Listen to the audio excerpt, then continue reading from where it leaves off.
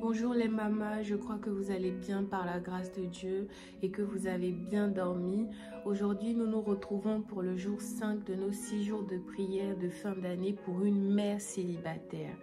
Donc, c'est une dynamique de prière que nous avons décidé de lever parce que nous croyons que Dieu est capable de toutes choses et nous refusons de continuer à subir les assauts de l'ennemi dans notre vie. Aujourd'hui, comme on le sait, on associe vraiment le mot mère célibataire à la souffrance, mais nous refusons que cela continue d'être parce que nous croyons que Dieu a prévu pour nous mieux que tout cela. Et aujourd'hui, vraiment, nous voulons nous lever en cette fin d'année parce que c'est une période assez critique de l'année. C'est une période assez décisive. C'est une période aussi où spirituellement, il y a beaucoup de choses qui se font. Et nous ne voulons pas être surprises. Nous voulons passer à l'offensive. Nous ne voulons pas rester là pour être spectatrices de ce que le diable va faire. Mais au contraire, nous voulons nous lever vraiment pour appeler à manifestation les promesses de Dieu pour notre vie. Donc, c'est pour ça que vraiment, moi, j'ai eu à cœur de lever ce temps de prière. Il faut que tu sois une femme de prière, maman. Il faut que tu puisses gagner tes combats à genoux. On ne veut plus voir de maman célibataire qui souffre, qui subit les circonstances de la vie. Non, non, non. On refuse. À partir de maintenant, tu es une femme forte. Tu verras le bonheur, tu verras la gloire de Dieu dans ta vie si tu le crois. Alors, si tu viens de me rejoindre sur cette page, je suis maman de Yoyo et le cœur de cette page, c'est l'encouragement des mamans célibataires pour qu'elles puissent guérir, donc pour la guérison du cœur et la libération de leur potentiel. Il faut qu'une femme découvre son identité et connaisse sa valeur et sache où elle va. On ne peut plus rester là comme ça. Donc aujourd'hui, nous continuons à prier et aujourd'hui, nous voulons prier pour la destinée. Et oui, avant d'être une maman, tu es une femme. Dieu t'a créée à dessein. Tu n'es pas venu sur terre par hasard. Ta naissance, tout était planifié. Peu importe les conditions dans lesquelles tu es né, peu importe ce que tu as pu vivre dans ton enfance jusqu'à ce jour, à ton âge adulte, peu importe les difficultés, les épreuves, tu n'es pas né au hasard. Dieu t'aimait. La Bible dit, avant même que nous soyons formés dans le sein de notre mère, Dieu nous connaissait. Il nous a formés, c'est lui qui a formé nos reins. La Bible dit que tous les grains de nos cheveux sont comptés. Donc Dieu sait exactement ce qu'il fait avec nous, avec toi. Et donc tout ce que tu as vécu, tout ce que tu as pu traverser, tout cela avait un but. Dieu est le meilleur metteur en scène. C'est ce que nous étions en train de dire hier. Alors aujourd'hui, je veux qu'on puisse élever ensemble la voix avec foi parce que la Bible dit que sans la foi, nul ne peut être agréable à Dieu. C'est seulement avec la foi qu'on pourra voir la manifestation des choses qu'on veut voir dans nos vies. Mais aujourd'hui, je voulais vraiment inviter une maman célibataire à entrer en elle-même. Maman, entre en toi-même. Oublie le côté maman. Laisse les enfants. Aujourd'hui, il s'agit de toi et moi et de ce que Dieu attend de nous. On ne peut pas marcher ainsi. On ne peut pas rentrer dans les années comme ça, comme si on allait au marché. Notre vie a un but. Dieu nous a créés pour quelque chose. Mais est-ce que tu sais ce qu'est cette chose? Est-ce que tu connais ton appel? Est-ce que tu connais ta destinée? Est-ce que tu sais ce à quoi Dieu t'appelle? Il y en a, Dieu a dit, mais toi, je veux t'utiliser dans le domaine de la communication. Il faut que la lumière de Dieu entre dans ce domaine. Il y en a, Dieu a dit, je veux t'utiliser dans le domaine de l'écriture. Il faut que vraiment il y ait plus de livres pour encourager les gens, les femmes. Il y en a, Dieu a dit, je veux t'utiliser dans le domaine de la parentalité. Il y a tellement de sujets. Et toi, tu es là comme ça. Il ne faut plus, en tout cas ma prière pour toi en 2024, c'est que tu ne sois plus là comme ça, en ignorant déjà qui tu es et qu'est-ce que Dieu veut faire avec toi. Et la seule manière de le savoir, c'est justement de demander à Dieu. Nous sommes ses créatures et c'est lui qui tient la feuille de route de notre vie entre ses mains. La personne qui t'a créé, c'est la seule personne qui peut te dire pourquoi est-ce que tu existes. C'est comme quand tu achètes un meuble. Il vient des fois démonter. Sans la notice d'utilisation, tu ne pourras jamais savoir comment monter le meuble car c'est seulement le fabricant qui sait comment on peut assembler les pièces pour que ça donne le produit final qu'il a fabriqué. Et c'est pareil pour notre vie. La Bible dit, le Seigneur dit dans sa parole, car je connais les projets que j'ai formés pour toi, projets de paix et non pas de malheur, afin de te donner un avenir et de l'espérance. Dieu a un avenir pour toi. Cette vie que tu vis là n'est sûrement pas la vie que Dieu a prévue pour toi. En tout cas, si tu es en train de souffrir, en train de pleurer, en train de crier, en train de lutter pour t'en sortir, c'est clairement qu'il y a quelque chose encore que tu ne sais pas. Parce que si tu sais là où tu vas, alors à partir de ce moment-là, tu sais comment marcher et aussi tu sais quelle décision prendre. Parce que justement, désormais, tes décisions seront alignées par rapport à la vision que Dieu t'a donnée et surtout, tes décisions seront soumises à la volonté de Dieu. Parce que quand tu sais où tu vas, tu vois, quand tu vas au marché, par exemple, et que tu sais que le marché est situé à tel endroit, quand tu montes dans un taxi, tu lui donnes ton orientation, mais tu ne t'assois pas comme ça dans le taxi et tu te laisses diriger n'importe où parce que là, tu vas rater ta cible, tu vas rater ta destination. C'est pareil, c'est encore un autre exemple pour dire on a besoin de Dieu. En tant que femme, nous avons quelque chose à faire. C'est pas le mariage seulement notre destinée. Dieu nous a créés comme un être à part entière il a des choses à accomplir avec toi et moi. Donc aujourd'hui en 2024, on va prier pour notre destinée. Il y a des combats que tu es dedans, il y a certaines choses que tu fais. Tu es en train de perdre ton temps parce que tu n'es même pas là où Dieu a... Tu fais une fausse route parce que tu n'es même pas là où Dieu veut que tu sois et tu ne sais pas par ignorance. Tu es là-bas. Mais cette année, cette fin d'année, on va se lever et on va demander, Papa, qui je suis? Qu'est-ce que tu attends de moi? Où est-ce que tu veux que j'aille? Pourquoi est-ce que tu m'as créé? Quels sont mes dons? Quels sont mes talents? On va élever la voix. Papa, merci parce que ce matin, encore une fois, tu nous as réveillés. Ce matin, tu as permis que nous soyons là. Merci, Papa, pour ces 6 jours de prière. Nous sommes encore au pied de ta croix. Nous venons au pied de ton trône. Ta parole dit, approchez-vous avec assurance du trône de la grâce afin que vous soyez secourus dans tous vos besoins. Alors, Papa, nous, tes filles, nous sommes encore là ce matin.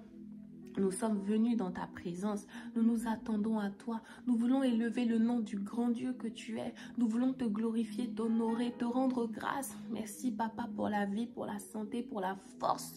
Merci Seigneur pour le cœur que tu renouvelles parce que tu nous enseignes, tu nous conduis jour après jour pendant ce temps, tu nous orientes, tu nous montres la voie, tu nous montres le chemin. Merci Jésus pour ces 4 jours écoulés, merci pour ce 5e jour où tu nous permets d'ouvrir les yeux. Merci de nous accorder la grâce de rentrer dans ta présence. Merci Papa parce que c'est le meilleur endroit où se trouver. Merci parce qu'en cette fin d'année, nous ne nous laissons pas surprendre par les événements, mais tu nous donnes le discernement pour que nous puissions nous lever comme des lionnes dans la prière, que nous puissions nous lever dans la prière. Merci Papa encore ce matin pour ce rendez-vous. Nous sommes heureux et privilégiés de rentrer dans la présence de notre Père, du grand roi que tu es. Nous voulons honorer ta présence, Papa. Merci pour la grâce, Seigneur Jésus, de te connaître. Merci d'avoir donné ta vie pour nous. Merci de nous avoir choisis avant même la fondation du monde. Merci de nous avoir prédestinés. Merci de nous avoir donné une destinée, un avenir. Merci pour tes plans de gloire pour nos vies. Aujourd'hui, Seigneur, c'est vraiment justement pour connaître tes plans, pour que tu nous parles, que nous sommes venus te chercher. Et nous ne voulons pas faire cette prière seule. Nous voulons demander au Saint-Esprit de venir, esprit de sagesse, esprit de force, esprit d'intelligence, esprit de fidélité, esprit de crainte de l'Éternel. Nous t'appelons, esprit de connaissance, nous t'appelons. Nous ne savons pas comment prier, nous ne savons pas comment parler, mais toi tu sais. Nous ne voulons pas prier sans toi, nous ne voulons pas rentrer dans ce moment sans toi, nous ne voulons pas chercher Dieu sans toi, nous ne voulons pas vraiment faire quoi que ce soit sans toi, parce que c'est par toi que Dieu agit, c'est par toi que Dieu nous donne vraiment la sagesse, l'intelligence, la compréhension, le discernement. C'est toi qui connais la volonté, les plans du Père pour nous. Alors nous te supplions, nous soupirons après ta présence, nous t'appelons pour que tu prennes le contrôle de l'atmosphère, pour que tu diriges ce moment de prière, pour que tu prennes le contrôle de toutes choses. Glorifie-toi, manifeste-toi, envoie ta présence, envoie ta lumière, sature l'atmosphère de là où nous nous trouvons. Que chaque maman qui écoute ce message, que chaque sœur qui écoute ce message vraiment soit remplie, soit touchée, que ta présence la visite de là où elle se trouve en ce moment et que maintenant même elle reçoive ta paix, ton repos. Nous voulons te donner tout ce qui charge nos cœurs parce que nous refusons de rentrer dans ta présence fatiguée et chargée avec le cœur lourd. Alors nous nous déchargeons de tous nos fardeaux selon la parole de Dieu qui dit: venez à moi, vous tous qui êtes fatigués et chargés, et je vous donnerai du repos. Lorsque nous sommes dans la présence de notre papa, nous voulons être en repos. Alors nous te donnons tout. Les inquiétudes, la charge mentale, la fatigue, le travail, les enfants, tout ce qui peut vraiment venir distraire ce temps de prière, nous te le donnons. Et maintenant, nous recevons ton joug qui est doux et léger. Nous recevons ta paix, nous recevons ta joie, nous recevons ton repos. Nous avons confiance en toi. Nous nous abandonnons complètement à toi. Nous nous livrons complètement à toi. Nous nous livrons complètement à toi. Nous livrons nos cœurs, nous livrons nos pensées, nous livrons tout ce qui nous concerne. Prends le contrôle, prends le contrôle, prends le contrôle, Esprit de Dieu, prends le contrôle, Esprit de Dieu, Esprit de vérité, tu es le bienvenu, viens nous éclairer, viens conduire ce moment.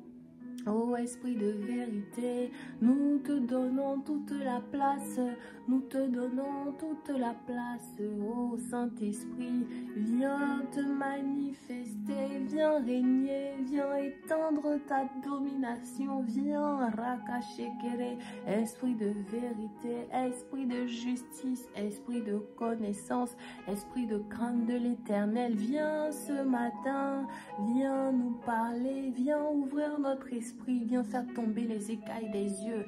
Viens nous parler concernant notre destinée. Viens parler à une femme qui s'ignorait, qui ne se connaissait pas. Viens parler à une femme qui était dans la complète ignorance de son identité. Viens nous révéler qui nous sommes. Viens nous révéler qui Dieu a fait de nous. Viens nous révéler ce que tu attends de nous, papa. Oh, viens nous parler ce matin. Viens parler à une maman, une femme qui se posait des questions, qui se disait: mais à quoi est-ce que je suis appelée? Qu'est-ce que je dois faire? Pourquoi Dieu m'a mis sur cette terre? Mais où dois-je aller? Je suis dans la confusion, je ne sais pas quoi faire. Pour 2024, où est-ce que je dois aller? Quelles sont tes instructions, Père? Je me sens si perdue, je me sens si confuse. Oh, merci, papa, de ce que ce matin, tu réponds à une sœur. Tu nous parles, tu nous éclaires, tu donnes l'intelligence, tu donnes le discernement de comprendre que tu ne nous as pas envoyés sur cette terre pour nous balader, pour faire ce que nous voulons, mais pour un but précis dont nous aurons à rendre des comptes, oh, lorsque nous serons rappelés à toi. Oh Seigneur, merci de ce que ce matin tu permets à une femme de racheter le temps en lui révélant, Seigneur, ce que tu attends d'elle, en lui révélant le pourquoi de son existence. Papa, tu nous as créés à dessein. Papa, notre naissance n'est pas le fruit du hasard. Peu importe les circonstances dans lesquelles nous sommes nés, peu importe là d'où nous venons, peu importe ce qui a pu se passer dans notre vie, peu importe les épreuves, les échecs, les douleurs, les trahisons. Papa, nous sommes nés à dessein. Nous ne sommes pas nés pour rien. Oh Seigneur, notre naissance a un but, notre vie a un but. Oh Seigneur, c'est pour cela que tu nous as créés. Alors ce matin, nous venons à toi. Tu es notre créateur. David pouvait dire: je te loue de ce que je suis une créature merveilleuse et mon âme le reconnaît bien. Oui, papa, nous sommes des créatures merveilleuses que tu as créées pour un but. Oh, tu dis avant même que nous soyons formés dans le sein de notre mère, tu nous connaissais déjà.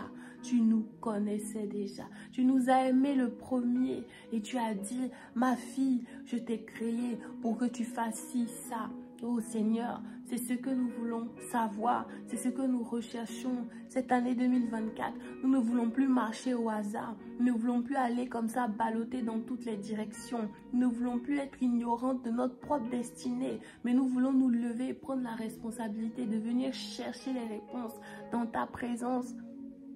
Alors papa, parle-nous ce matin. Parle à une sœur qui s'ignorait. Peut-être qu'on lui demande, elle se dit: mais je ne sais rien faire de mes 10 doigts, je ne sais même pas quoi faire. Alors que tu as déposé en chacun de nous des dons et des talents. Ta parole dit que tu ne fais exception de personne. chaque personne a au moins un talent, a au moins un talent, a au moins un talent. Dans la parabole des talents en Matthieu, celui qui n'avait pas, même le tout dernier, a reçu au moins un talent. Nous tous, nous avons au moins un talent que tu es capable de nous révéler. Aujourd'hui, il y a peut-être une femme qui est dans un travail, un poste qui n'est même pas le sien. Elle n'est pas épanouie parce que tout simplement, elle ne sait pas ce que tu l'appelles à faire, à être. Oh Père, tu es un Dieu fidèle. Tu es un Dieu fidèle. Il y a trop de femmes qui ignorent leurs valeurs. Il y a trop de femmes qui ignorent leur identité. Il y a trop de femmes qui ne savent pas où aller. Cette année sera différente. Cette année, Seigneur, fais une œuvre nouvelle dans la vie d'une sœur. Cette année, Papa, parle-lui. Parle-lui, parle-lui, parle-lui. Il y a beaucoup de choses que tu attends de nous.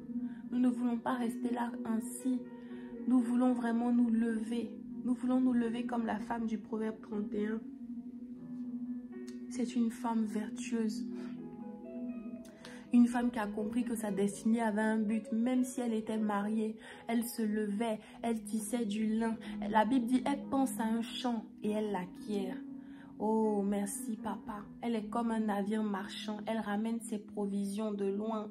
C'était une businesswoman. Elle faisait des grandes choses. Et malgré ça, elle était mariée. Mais ça ne l'empêchait pas d'être épanouie de façon personnelle.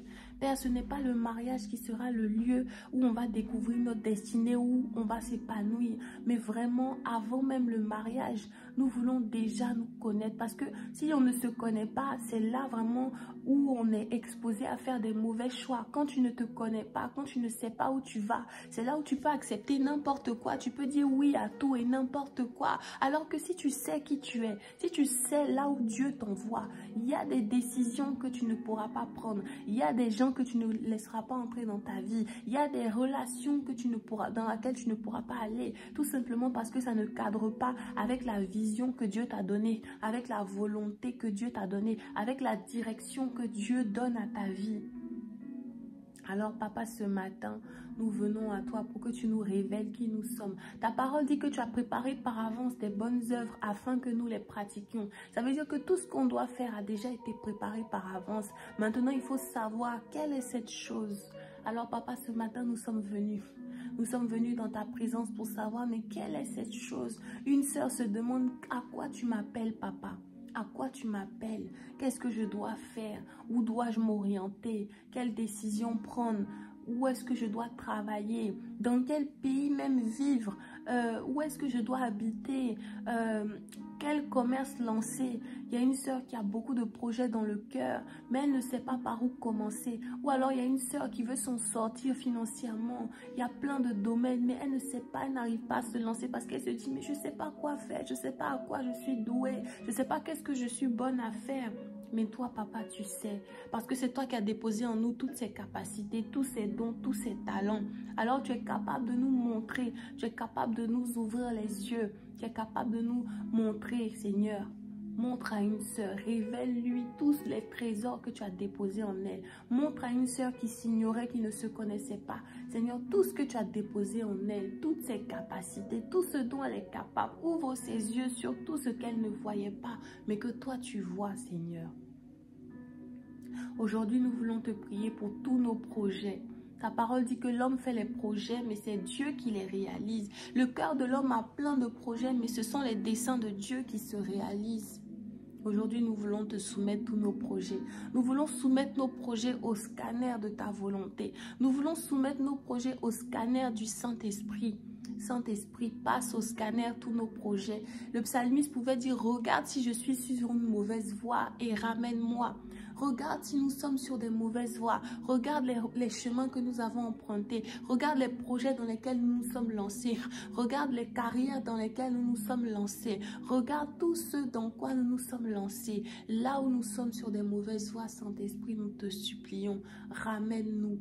Ramène-nous sur la bonne voie. Ramène toutes celles qui sont égarées. Ramène toutes celles qui ont fait une fausse route. Ramène toutes celles qui ont fait un faux chemin. Ramène-nous comme tu as ramené Jonas. Jonas est parti, il s'est trompé. Il a même été avalé par un poisson. C'est parmi nous. Beaucoup ont fait des erreurs. Beaucoup ont pris des mauvaises décisions. Je parle même de moi-même. Ça m'est arrivé de faire une fausse route parce que je n'avais pas eu la patience d'entendre Dieu par rapport à certaines situations. J'ai fait une fausse route. J'ai été avalé par le poisson. Et Dieu m'a permis de revenir sur le flot. Et il m'a permis de retourner sur le chemin de Ninive.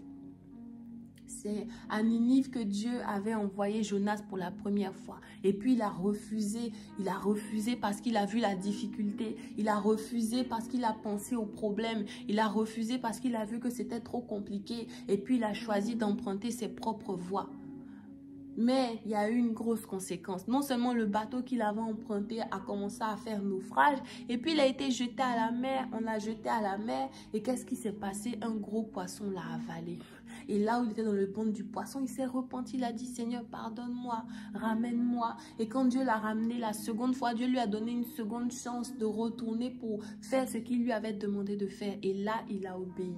Dieu est un Dieu qui nous donne une seconde chance. Peut-être que tu avais pris une mauvaise voie, une mauvaise direction, une mauvaise décision. Les conséquences ont été graves pour toi. Et tu te dis, mais comment je vais retourner en arrière? Oh Seigneur, je n'ai pas eu la patience de t'écouter. Je n'ai pas eu la patience d'attendre. Je n'ai pas eu la patience d'attendre, et aujourd'hui je me retrouve prise au piège. Mais Seigneur, tu es capable de me sortir du ventre du poisson, tu es capable de me sortir de ce piège et de me ramener vraiment sur la bonne route, de me ramener sur la berge, de me ramener vraiment. Et cette fois-ci, je veux désormais m'accrocher, je ne veux plus faire un pas sans toi, je veux apprendre à marcher sur ta parole, je veux apprendre à t'obéir même si je ne comprends pas. Peut-être que Dieu a mis dans ton cœur un commerce, un projet, et tu te dis, mais ça là, ça donne pas. Ça là, ça rapporte pas. Ça là, je sais pas comment faire. Ça là, c'est trop compliqué. Tu penses déjà à la difficulté. Peut-être que Dieu t'a demandé de faire une formation. Et tu dis, non, la formation elle est trop compliquée. Je n'arriverai pas, je pourrai pas suivre. Je suis maman, j'ai des obligations, je suis tant. Mais tu ne sais pas pourquoi Dieu te demande de le faire. Il y a une chose qui est certaine, c'est que quand Dieu nous donne une vision, il nous donne aussi l'équipement nécessaire pour accomplir cette vision. Si Dieu t'a mis un projet dans ton cœur, même si ça paraît difficile, ça paraît trop grand pour toi, ne t'inquiète pas qu'il a déposé aussi en toi l'équipement nécessaire pour réaliser cette vision. Il t'a donné la provision nécessaire. Il donne la vision et il donne aussi la provision. Jonas se sentait incapable d'aller évangéliser à Ninive parce que là-bas, les gens, leur cœur était trop endurci, ils étaient trop pécheurs et il avait peur. Et il se disait, mais quand je vais partir, ça sera compliqué. Les gens de là-bas là sont trop bizarres, peut-être ils vont me chasser, ils vont me rejeter. Mais il ne savait pas que Dieu était avec lui. Il n'a pas eu assez de foi pour faire confiance au Dieu qu'il avait envoyé. Et à nous toutes, ça arrive. Dieu te met des projets dans le cœur. Mais tu te dis non, ça là c'est trop compliqué, je ne fais pas. Et puis tu préfères suivre tes propres voies. Mais le problème c'est que depuis le temps que tu suis tes propres voies, rien n'avance, rien ne change. Parce que tu n'es pas au bon endroit. Pareil pour les disciples.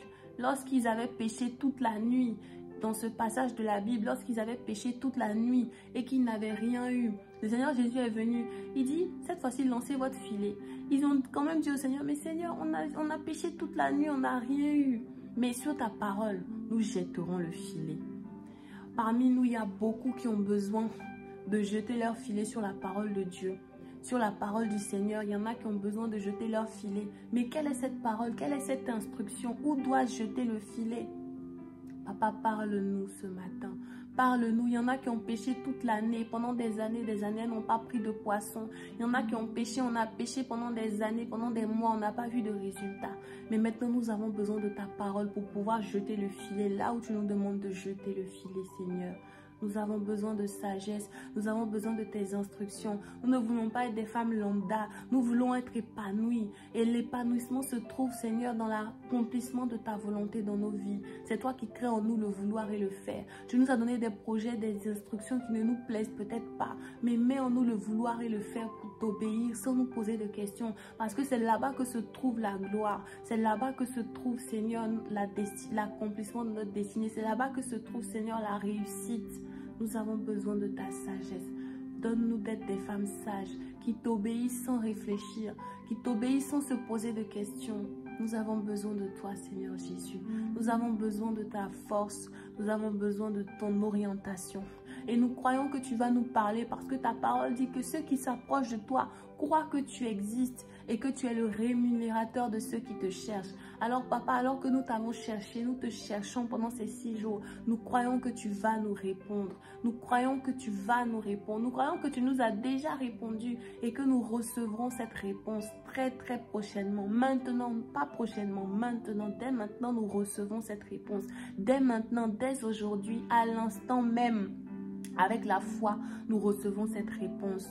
Seigneur, nous croyons que tu nous as déjà répondu, mais sûrement à cause des inquiétudes, des soucis, des problèmes, nous ne voyons rien. Nous sommes comme aveugles, alors que sûrement la réponse se trouve à côté de nous, mais nous ne voyons pas. Alors ce matin, nous te demandons de nous ouvrir les yeux. Fais tomber les écailles de nos yeux, comme tu as fait tomber les écailles des yeux de Saül, de Saül, et il a vu. Là où il était aveuglé, tu as fait tomber les écailles de ses yeux et il a vu, il a compris maintenant qui était le Seigneur Jésus. Il a compris maintenant la vérité de ton évangile et il s'est mis à te servir. Ouvre les yeux de nos cœurs, là où nous ne voyons rien, là où nous ne comprenions rien. Fais tomber les écailles de nos yeux afin que nous voyions la direction, afin que nous ayons la vision de là où tu veux que nous soyons et que nous puissions briller.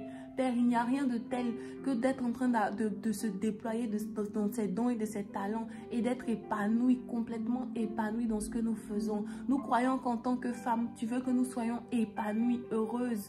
Avant d'être des mères, nous sommes des femmes. Tu veux qu'une femme puisse réaliser les rêves que tu as déposés dans son cœur. Tu veux qu'une femme soit épanouie. Tu veux qu'une femme soit heureuse. Tu veux qu'une femme soit indépendante financièrement. Il n'y a rien de tel, mes sœurs, que nous soyons indépendantes, que nous puissions faire ce que vraiment nous puissions vivre une vie de gloire, une vie de rêve. C'est possible, ce n'est pas inatteignable. Mais il faut que nous croyions et que nous laissions à Dieu la possibilité de venir transformer notre vie par la foi, par l'obéissance à sa parole. Et aussi par le courage. Lorsque Dieu te met une chose à cœur, il faut arrêter de te poser 1001 questions. Vas-y, fonce. Lève-toi aussi, bats-toi. La Bible dit tout ce que ta main trouve à faire, fais-le. Si tu sais coudre, couds. Qu'est-ce que ça te coûte de créer une page YouTube et puis de commencer à vendre tes créations? Si tu sais chanter, commence à faire écrire des chansons. Je sais pas moi. Si tu sais, tu sais par exemple faire le commerce. Hein, si tu sais vendre des choses, si tu sais faire les choses du digital, tout ce que tu sais faire, si tu sais écrire, si tu sais tout ce que tu sais faire, tu sais cuisiner, tu sais faire à manger, tu sais faire de la pâtisserie, et puis tu es là, tu te poses des questions, non mais je n'ai pas assez d'argent. Commence avec ce que tu as, va avec la force que tu as, comme il a dit à Gédéon, parce que Dieu est avec toi. Si tu as 1000 francs, commence avec les 1000 francs. Tu peux acheter un petit beurre, des petits trucs, même si tu as fait 3 gâteaux, tu as vendu à telle somme, tu as eu 500 francs si tu es en Côte d'Ivoire, mais si tu as commencé quelque chose avec 20 €, fais ce que tu peux avec ce que tu as. Fais ce que tu peux avec ce que tu as. Comment seulement Dieu pourvoira tant que tu obéis à la vision, tant que tu obéis à l'instruction, Dieu pourvoira. Le même qui t'a donné, il te donnera la provision. Il te donnera la provision. Aie confiance, maman. Aie confiance. Commence quelque chose. Faut que 2024, là, tu commences quelque chose. Faut que tu sois en train de faire quelque chose. Il ne faut pas rester là. Il faut que tu sois en train de faire quelque chose. Père, nous prions ce matin pour que vraiment tu encourages, tu donnes la force à toutes ces femmes, que tu pourvoies aux besoins de toutes ces femmes qui ont besoin de lancer un business, qui se disent mais j'ai pas assez de fonds. Ouvre leurs yeux afin qu'elles voient ce qu'elles ont déjà. On a forcément quelque chose parce que la Bible dit qu'à celui qui n'a pas, on retirera même ce qu'il a. Ça veut dire que là où tu penses que tu n'as pas, en réalité tu as. Mais à cause des problèmes, des inquiétudes, tu es concentré sur les choses que tu n'as pas. Dis Seigneur, même si je ne vois pas, je sais que tu m'as donné au moins une chose. Parce que tu dis que même celui qui n'a pas, il a quelque chose. Celui qui pense qu'il n'a pas a quelque chose. Montre-moi comment je peux commencer. Je veux sortir de la victimisation. Je veux sortir du fait que oh, je n'ai rien, je n'ai pas beaucoup, mais j'ai quelque chose que tu m'as donné que je ne vois pas. La veuve de Sarepta disait qu'elle n'avait plus rien. Mais en réalité, elle avait au moins une cruche. Et c'est là où Élie lui a dit, mais va chercher d'autres cruches chez tes voisins. Va chercher autant que tu peux. Et tu renverses de l'huile. Il lui restait juste un peu d'huile. Il lui restait un peu d'huile. Ça veut dire qu'elle avait au moins quelque chose. Même si dans ta bouteille, il reste une petite part d'huile, il y a quelque chose que Dieu peut multiplier. Si seulement tu lui fais confiance.